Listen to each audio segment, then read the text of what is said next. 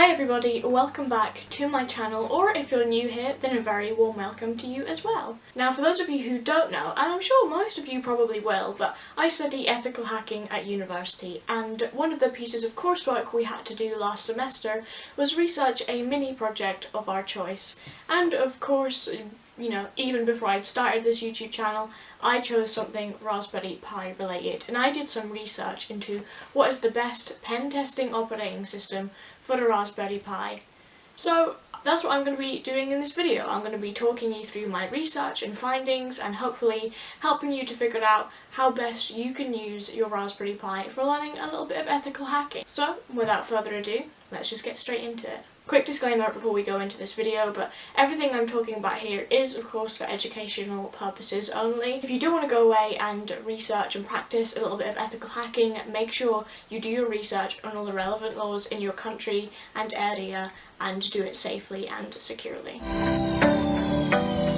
Now for anyone who isn't quite sure, penetration testing or pen testing is kind of like a branch underneath the umbrella of ethical hacking, and penetration testing is basically where you're on the offense side of ethical hacking. You're trying to break into and gain access to a system or a computer or anything along those lines. Basically, you're the attacker and that's your goal. Now there are a number of pen testing and security based operating systems that you can run on your Raspberry Pi, but for the purposes of this project and this video I'm going to be looking at ones that were specifically designed for use with the Raspberry Pi. The three that I researched in my project are Kali Pi, which is the Raspberry Pi version of the popular Kali Linux distribution. Another one that I'm going to be looking at is Sticky Fingers Kali Pi, which is a version of Kali Pi that has been designed with an extra graphical interface for use with touchscreens. And finally, Pwn Pi, which is its completely own separate operating system.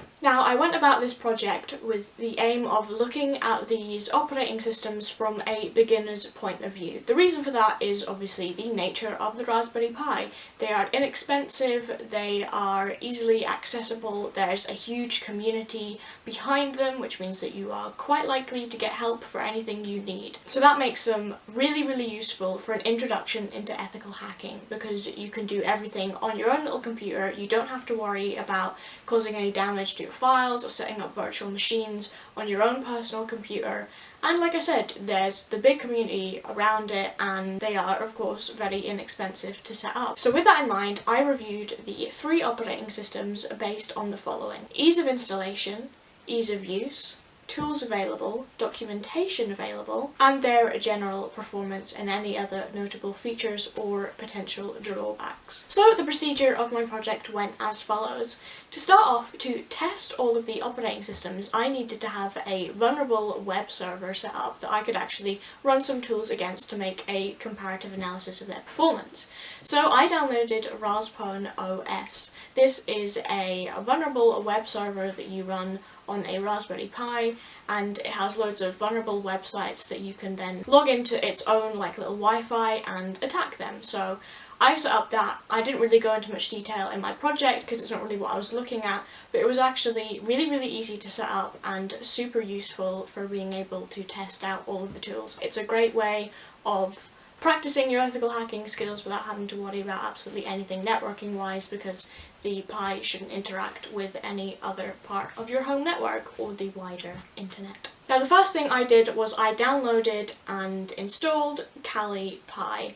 Now this was super easy, it was just a link on the website. I used the Raspberry Pi Imager as always to download it. Everything went really smoothly, it was really easy. One thing I did find though is that there wasn't written anywhere what the default login, username and password for the machine were. So a little bit of educated guesses, figured out that it was a username of Kali and a password of just password, but it didn't actually say that anywhere, and I did have to guess, so that's one thing to note, but I mean, I figured it out, it wasn't too difficult. Now, once this was all installed, I used 4 separate tools to run a very basic attack against one of the vulnerable web applications. So the first tool I ran was Nmap. Nmap stands for Network Mapper, and it's basically a tool that you can use to audit your network. It can find hosts on the network, operating systems that they're running, version numbers, all things like that. Basically just gives you a really good overview of what is currently on the network that you're looking at. Next up is Nikto. This is another web server scanner, but this time time it can help you find any dangerous files, outdated versions, any potential flaws within the setup of the web server and the hosts that could allow you to take advantage of that. Next up, a combination of Wireshark and SQLmap were used to brute force one of the SQL injectable pages on the down vulnerable web application hosted on the server. Now, I'm not really going to go into any detail about what SQL injection is, but basically Wireshark lets you examine network protocols and lets you capture live transmitted data, and SQLmap is a tool that can be used to attack vulnerable to SQL injection. Finally, John the Ripper, which is a password cracking tool, was used to crack the password hashes that were discovered after brute forcing the SQL page. So just a handful of tools and a very basic attack on a deliberately vulnerable web application, and then I ran those on all three different operating systems and compared like the time they took and things like that. So I did that with Kali first, and then I moved on to Sticky Fingers Kali Pi. Now, exact same as previously, I downloaded the Sticky Fingers Kali Pi operating system from the website and installed it with the Raspberry Pi imager. Now, when I first booted this up, the display was actually upside down, so I had to go in and I had to do a little bit of configuration to rotate the screen, set up the internet, and make sure that the display was set as the 7-inch official Raspberry Pi touchscreen. However, after doing all that, still trying to load up the graphical interface designed for the touchscreens didn't work. It took a little bit of digging through the forums on the website to figure out that actually the graphical interface for the touchscreen wasn't compatible with the 7-inch screen that I had, and I didn't have any other screens to test it on, which was really annoying because I was very excited to test that part of this operating system. Luckily, the rest of the operating system still worked, and it was slightly different to the original Kali Pi distribution, so I could still use it for my project. Now, I did the exact same thing where I ran all of the same tools against the same web application as I did previously. The only difference here is that the default installation of Sticky Fingers Kali Pi did not come pre-installed with Nikto, and I also could not get it to install properly, so I couldn't use that in my review. But everything else worked fine and as expected. Finally, I moved on to PwnPy. Now, PwnPy is quite an old distribution. It's very different to Kali Pi.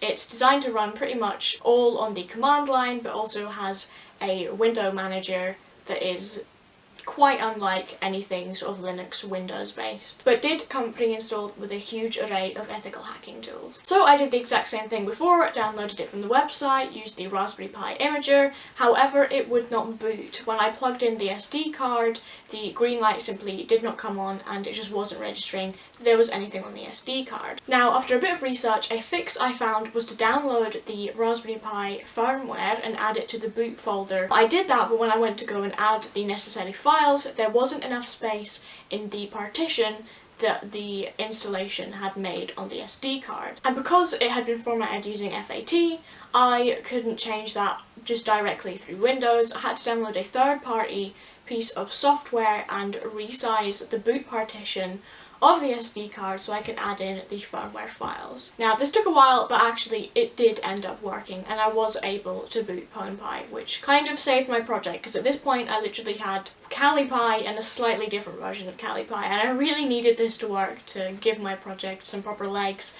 and give me enough to write about. So yeah, I managed to get it to work, which is really good. Now, I used all the same tools as before, again just running this against the DVWA on the Raspberry OS web server. Now, the Nmap that came installed on PwnPy just wouldn't work. It kept saying that the host was down, and when I tried upgrading it or trying to reinstall it, it just wasn't working. Like I said, this distribution is very old and I don't think it has been updated in a while, so I couldn't get Nmap to work. I did manage to get Nikto to work, but it didn't find nearly as much information as the other two Nikto scans found. Again, I think this is probably because it's an outdated version. I did manage to get Wireshark to work. I couldn't open it from the default menu. I had to do a little bit of digging around and kind of open it through the command line, so I think that's just probably a little bug in the software. And again, with SQLmap, I couldn't get that to run from the default menu either. I had to run kind of like a Python version of it through the command line. So yeah, it was a little bit more awkward to use, but they did both work fine. And finally, I was able to run John the Ripper, but it wasn't successfully